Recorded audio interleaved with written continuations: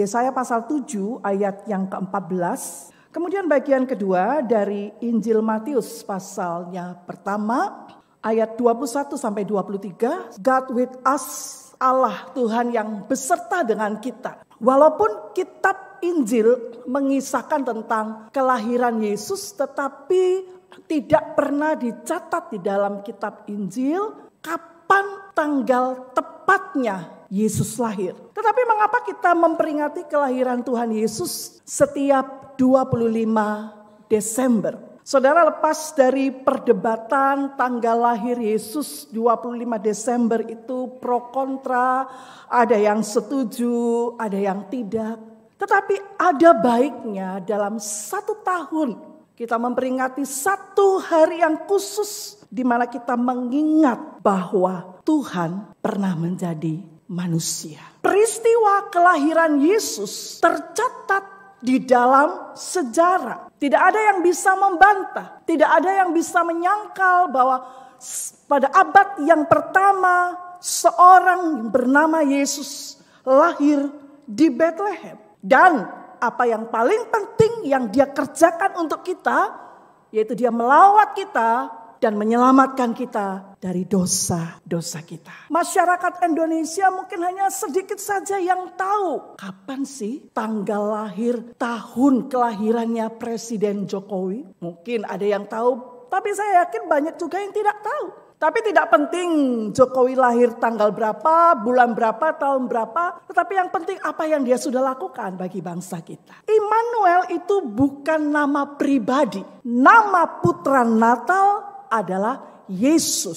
Sedangkan Immanuel adalah satu gelar, satu sebutan yang artinya Allah menyertai kita. Apa makna dan apa arti Allah Immanuel, Allah yang beserta dengan kita? Saudara, yang pertama kita akan belajar bahwa Immanuel berarti Yesus adalah Allah. Saudara, mengapa Yesus adalah Allah? Seluruh pengakuan iman kekristenan kita diletakkan pada pernyataan bahwa Yesus yang kita sembah adalah Allah. Saudara, mengapa kita mengaku bahwa Yesus adalah Allah? Bahkan ketika dia lahir menjadi seorang baby, seorang bayi yang dilahirkan dari seorang perawan bernama Maria. Bukankah kita tahu orang-orang di luar kita, orang-orang yang tidak percaya, banyak yang mentertawakan kita. Banyak yang mencela kita. Saudara bisa lihat di Facebook, saudara bisa buka di YouTube, orang-orang yang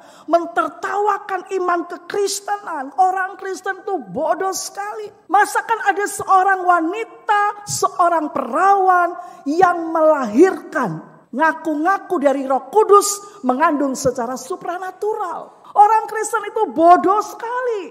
Masa anak kecil yang lahir 2000 tahun yang lalu dikatakan Allah? Mengapa kekristenan sejak abad pertama sampai saat ini kita mengaku bahwa Yesus adalah Allah? Dan kita melihat bahwa pernyataan Yesus Kristus adalah Allah bukan saja tiba-tiba muncul di dalam perjanjian baru, tetapi sudah dinubuatkan sejak lama di dalam perjanjian lama. Kalau kita melihat dan mempelajari misalnya di dalam kitab Mazmur, ada beberapa kali dicatat di situ konsep Mesias. Terutama dalam Mazmur 110, di situ kita menemukan. Jadi tidak tiba-tiba mendadak dalam perjanjian baru dikisahkan bahwa anak yang baru lahir dari perawan Maria itu adalah Allah. Yesus adalah Allah bukan hanya dicatat dalam perjanjian lama, tapi juga dalam catatan perjanjian baru. Dan seluruh Alkitab, perjanjian lama dan perjanjian baru mendeklarasikan bahwa Yesus adalah Allah. Saudara, orang-orang di luar sana sekali lagi mengatakan kita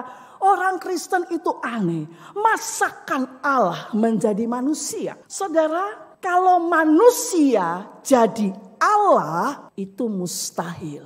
Tidak mungkin terjadi. Tetapi kalau Allah jadi manusia, apa susahnya? Apa susahnya? Bukankah dia Allah? Dia bisa melakukan segala sesuatu yang dia kehendaki. Dalam Yohanes 1 ayat 14 dikatakan firman itu telah menjadi manusia. dan diam di antara kita dan kita telah melihat kemuliaannya. Yesus adalah Allah yang menjadi manusia. Dia bukan berubah, tadinya Allah lalu menjadi manusia. Dia tetap Allah dan mengambil rupa manusia.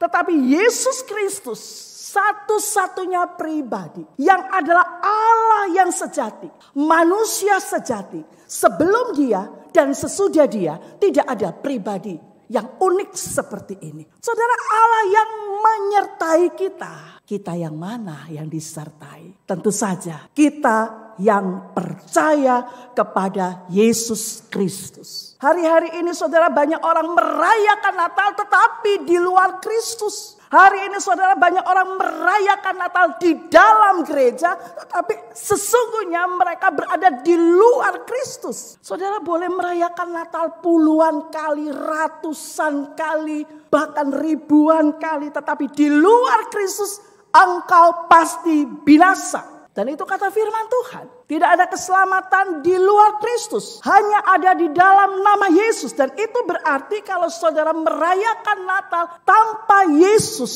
itu berarti saudara akan binasa. Apakah saudara menjadi seorang Kristen tapi hanya Kristen-Kristenan saja? Kristen yang begitu lahir otomatis jadi Kristen. Karena papa mama Kristen, opa oma Kristen, nenek moyang Kristen, maka kita jadi Kristen. Tetapi tidak pernah dalam kehidupan saudara membuka hati satu momen mengambil keputusan menerima Yesus sebagai Tuhan dan Juru Selamat. Tanpa itu, tanpa keputusan menerima dan mengambil Yesus sebagai Tuhan dan Juru Selamat, puluhan ribuan kali saudara merayakan Natal, saudara akan binasa dan saudara harus masuk neraka. Saudara yang kasih di dalam Tuhan, Alkitab dengan jelas tidak ada keselamatan di luar Yesus Kristus. Gereja tidak akan memberimu keselamatan. Bahkan agama Kristen pun tidak pernah memberimu keselamatan. Hanya ada di dalam Yesus Kristus. Bahwa Immanuel itu bukan saja Allah, tetapi dia adalah Allah yang menyertai kita. God with us. Allah yang beserta dengan kita. Saudara, semua agama di dunia percaya bahwa God is in heaven. Allah itu ada di sorga. Allah itu non jauh di sana. Dia begitu mulia, tidak bisa dijangkau. Allah itu Allah yang transenden. Hanya kekristenan yang mengimani dan percaya bukan saja God is in heaven, Allah itu ada di sorga yang mulia, Allah itu mengasihi saya, tetapi juga mengimani God with us. Tuhan beserta dengan saya. Tuhan menyertai kita. Saudara yang kasih di dalam Tuhan, ada sebuah pandangan namanya deisme. Pandangan ini mengatakan bahwa mereka percaya bahwa Tuhan itu pencipta dunia ini. Tetapi setelah dia menciptakan dunia ini, dia tidak lagi tertarik pada ciptaannya. Maka dia tidak peduli lagi dengan ciptaannya. Dia tidak lagi berurusan dengan dunia yang diciptakan. Itu pandangan deisme. Saudara, betapa celakanya saudara ya. Kalau kita punya Allah seperti itu. Allah yang tidak mau tahu, Allah yang tidak peduli, Allah yang tidak mau berurusan dengan hidupmu. Setelah dia menciptakan dunia ini, selesai. Saudara yang kasih dalam Tuhan, bayangkan saudara, kalau kita punya Allah seperti Allah deisme. Bagaimana kita? Kepada siapa kita berseru ketika hari-hari gelap datang dalam hidup kita? Kepada siapa kita akan mencari pertolongan ketika tidak ada lagi harapan? Tetapi Allah kita, Allah yang kita sembah adalah Allah yang dekat dengan kita, Allah yang bersama-sama dengan kita. Dan jika Allah beserta dengan kita, maka sebetulnya saudara tidak ada yang perlu kita takutkan dalam hidup ini. Jika Allah beserta dengan kita, apalagi yang perlu kita cemaskan dalam hidup kita. Allah itu pribadi terbesar di alam semesta ini. Seluruh maha ada di dalam dirinya. Dia maha hadir, dia maha kuasa, dia maha tahu, dia maha melihat seluruh Kekuasaan ada di tangannya. Itu sebabnya tidak ada satu kuasa pun, tidak ada satu kekuatan pun yang bisa mengancam kita selama Allah beserta dengan kita. Kan banyak orang takut hidup, takut pergumulan, takut penderitaan sehingga mengakhiri hidup. Tapi juga ada orang-orang yang takut mati. Begitu ketakutan dengan yang namanya kematian karena tidak punya pengharapan. Ada orang takut setan, takut kuasa jahat. Orang Kristen sudah percaya Tuhan, tetapi lewat tempat-tempat tertentu masih gemetar. Selama Allah beserta dengan kita, apa sih yang kita takutkan? Daud berkata, sekalipun aku berjalan dalam lembah kekelaman. Bahasa Alkitab dulu-dulu, bayang-bayang maut. Aku tidak takut bahaya, sebab Engkau besertaku. Orang-orang Indian adalah orang-orang yang berani, ya. Saudara, anak-anak India itu sejak kecil mereka dilatih untuk menjadi seorang yang berani, tidak boleh penakut. Anak-anak Indian yang tatkala mereka hendak menginjak ke usia dewasa, maka ayah mereka akan membawa mereka ke hutan. Ya, ini cerita dulu-dulu, Pak. Sampai di sana sudah malam hari, sudah gelap, dia diikat di sebuah pohon dan sepanjang malam anak itu akan ditinggalkan seorang diri. Uji nyali, begitulah kira-kira.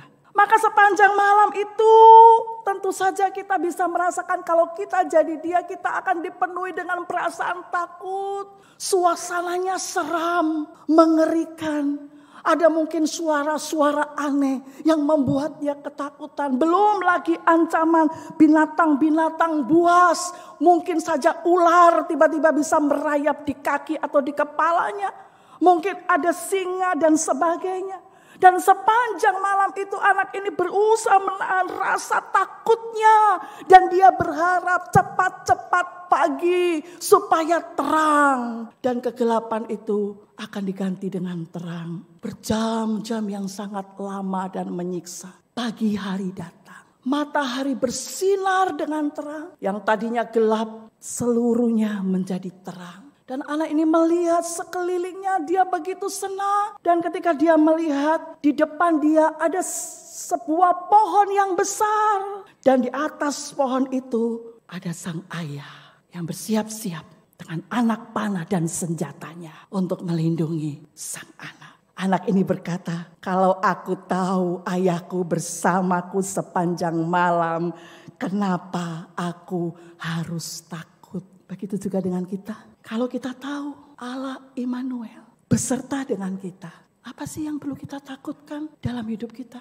Apapun kondisi hidupmu saat ini, apapun kondisi keluarga saudara hari ini, apapun kondisi pernikahan saudara hari ini, kondisi anak-anak, usaha, pekerjaan apapun, ingat saudara tidak pernah menghadapinya seorang diri. Terkadang-kadang kita merasa sepi. Terkadang-kadang kita merasa Tuhan tidak mendengar kita. Terkadang-kadang kita merasa sendiri. Itu hanya perasaanmu. Tetapi Alkitab katakan Allah beserta dengan kita. Allah bersama-sama kita dalam setiap musim kehidupan kita. Dia adalah Allah Alfa dan Omega. Kasih-Nya tidak pernah berubah. Kesetiaannya turun-temurun. Allah seperti ini yang kita dapat andalkan. Saudara, jangan takut dengan masa lalu yang tidak pernah kita bisa ubah. Jangan takut dengan hari-hari yang kita sementara jalani meskipun berat. Jangan juga takut dengan masa depan kita yang kita tidak tahu. Karena Dia ada di sana. Yesus ada di sana. Karena Dia Allah Immanuel yang beserta dengan kita. Dan sepanjang tahun 2023 tentu kita sudah punya pengalaman-pengalaman bersama dengan Allah Immanuel. Dia tahu, Dia besertamu, Dia tahu air matamu, Dia tahu lukamu, Dia tahu kekecewaanmu, Dia mengerti kegagalanmu, ketakutanmu, kekhawatiranmu. Dia ada untukmu, untukku, untuk kita semua. Penyertaannya adalah sempurna. Dia Allah Immanuel. Tapi mari kita juga mengalami dalam pengalaman-pengalaman hidup kita. Sungguh Dia adalah Allah yang beserta, berjalan, mendampingi saya, ada di dekat saya. bersama-sama dengan saya. Tuhan Yesus berkata, sebelum dia naik ke surga, ada satu pesan. Tuhan katakan, dan ketahuilah, aku menyertai kamu senantiasa sampai kepada akhir